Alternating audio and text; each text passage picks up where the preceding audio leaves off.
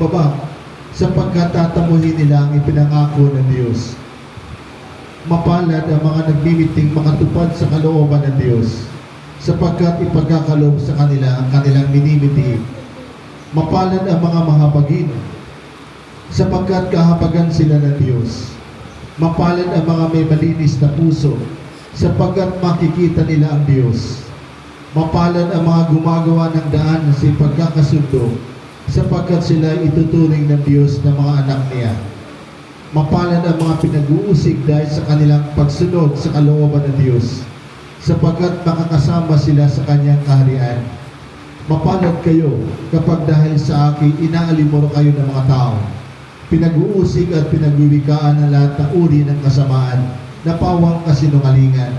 Magdiwang kayo at magalak, sapagkat malaki ang iyong gantimpala sa langit. Ang mabuting balita ng Panginoon. Pinupuri ka namin, Panginoong Hesukristo. Kakaiba po itong oras ng ating misa. Akala ko nga ho, ang mimisahan ko ay mga 10 lang. Kasi ito ay special request.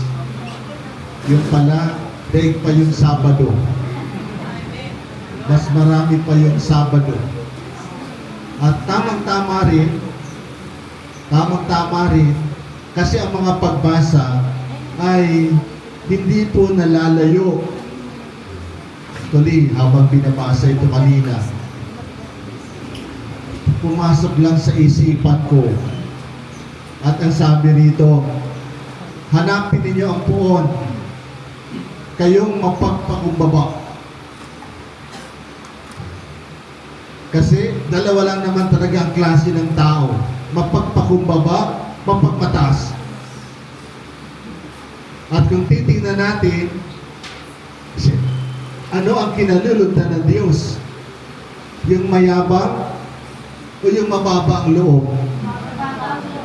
Kaya sabi sa unang pagbasa, hanapin niyo ang Panginoon, kayo mapagpakumbaba. Kaya pag tayo ay humble, iniisip natin na mayroong mas mataas sa atin.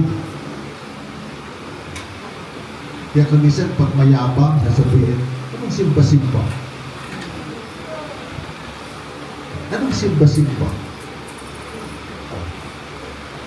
Ayaw natin kilalanin yung mas mataas. Kaya kung tayo ay may kausap na mayabang, sabihin natin, yabang naman ito. Kaya ang isang mayabang sasabihin, marami na akong naipon,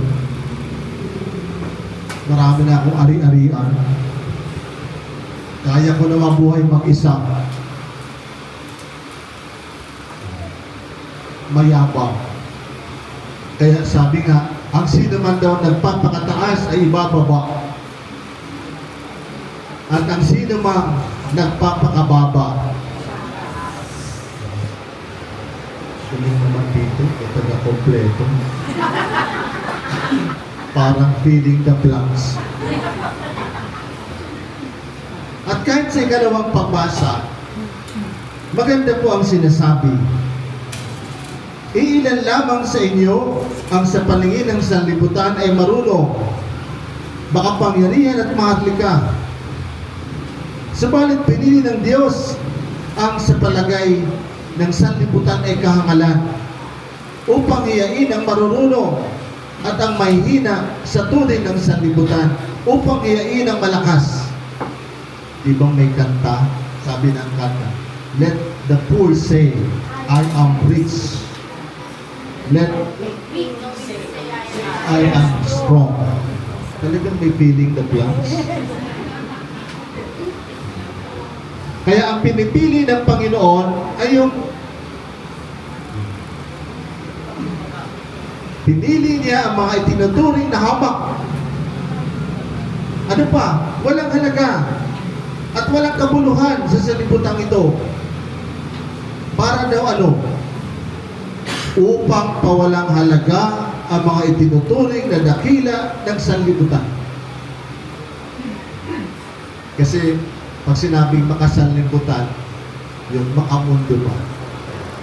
Tayo kung minsan, pinipili rin natin ang makamundo. Magkaroon ng ganito, pera, yan, makamundo yan, di mo ba? Hindi naman natin sinasabing masama ito. Kung minsan, nangingibabaw. Na kung minsan, sa halip na magtiwala tayo sa Diyos, doon tayo nagtitiwala sa pera. Sabihin, marami na akong pera. Pwede na akong mabuhay nito. Magpapa-petiks na lang ako. Kaya ko na. May naitago na ako eh. Kaso, nawawala ang pagtiwala doon. Napufocus doon sa material. Kaya nga, ito ang ating pinagkakaabalahan eh. Karoon ng bahay, tapos yung mga anak para makapagtrabaho, karoon ng pera, magandang posisyon, tapos pag nagkaroon na ng bahay, lalagyan ng mga bagong gamit, dito ba, no? Lahat.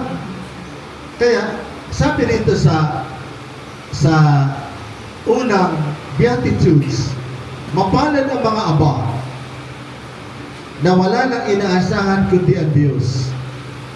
Kasi nga naman, kung marami na tayong material na bagay, nalilihis ang ating trust, yung ating pagtitiwala.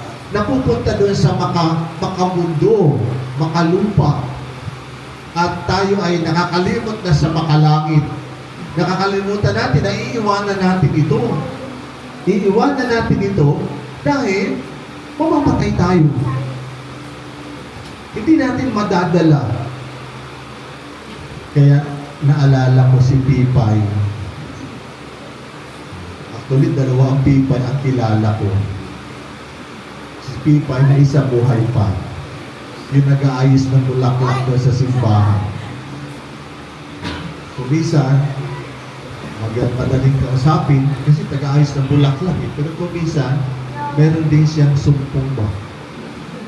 Ito naman si Pipay, na kilala ko dito.